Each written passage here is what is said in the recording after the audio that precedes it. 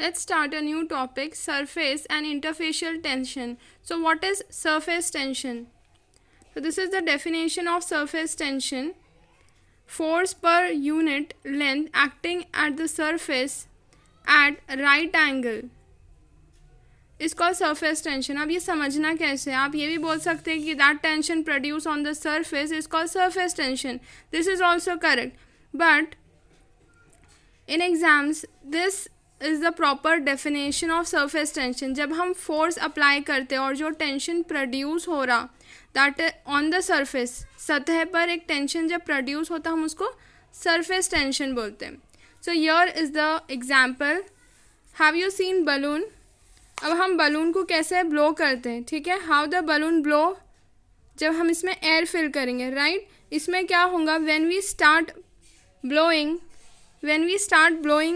The air, the intermolecular force, जो अंदर का मॉलिक्यूलर फोर्स है, इंटरमोलिकुलर फोर्स विल इंक्रीज, ठीक है. That force will act on the membrane. ये जो मेम्ब्रेन के ऊपर वो एक्ट करेगा. As you can see that yellow part, that is for example that is the membrane. अब क्या होगा, दिस लेयर विल स्ट्रेच होगा, तभी वो फूलेगा ज़्यादा, ठीक है. This layer will stretch.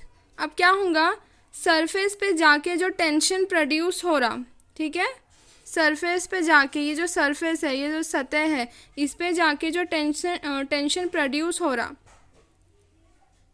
That is the surface tension. That is called the surface tension.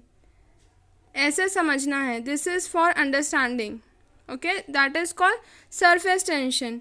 And one more example you can see, take a beaker, ठीक है. अगर आपने एक बीकर लिया, अब ये हम क्यों देख रहे हैं, आपने मॉस्किटो तो देखे होंगे जो सरफेस पे बैठते पानी के, ठीक है, वो सिंक क्यों नहीं होते. Why the mosquito don't sink in the water. So here is the proper explanation of that.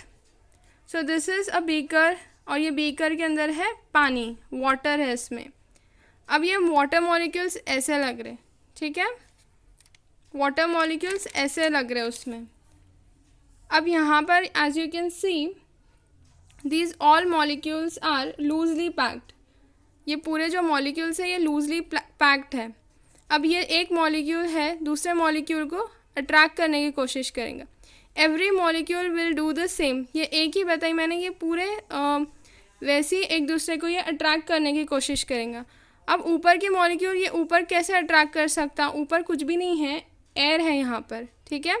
यहाँ पर ऐसे कोई मॉलिक्यूल्स नहीं है, तो ये जो है ये नीचे अट्रैक्ट करने की कोशिश करेंगे, ये मॉलिक्यूल नीचे अट्रैक्ट करने की कोशिश करेंगे, ठीक है. अब ये जो है ये मॉलिक्यूल एक दूसरे को जब अट्रैक्ट करते, नेट फोर्स यहाँ पर जो है ज़ीरो रहेगा, ठीक है. Net force will be zero.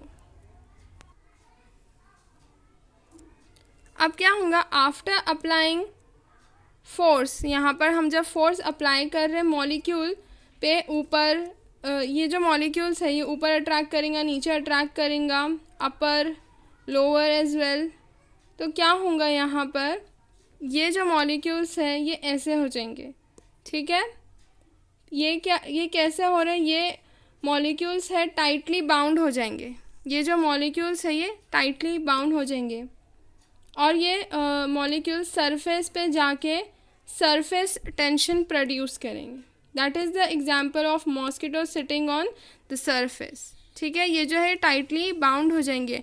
अब इसमें जो है एक फोर्स लग रही, इसमें जो फोर्स लगेंगी that is the cohesive force.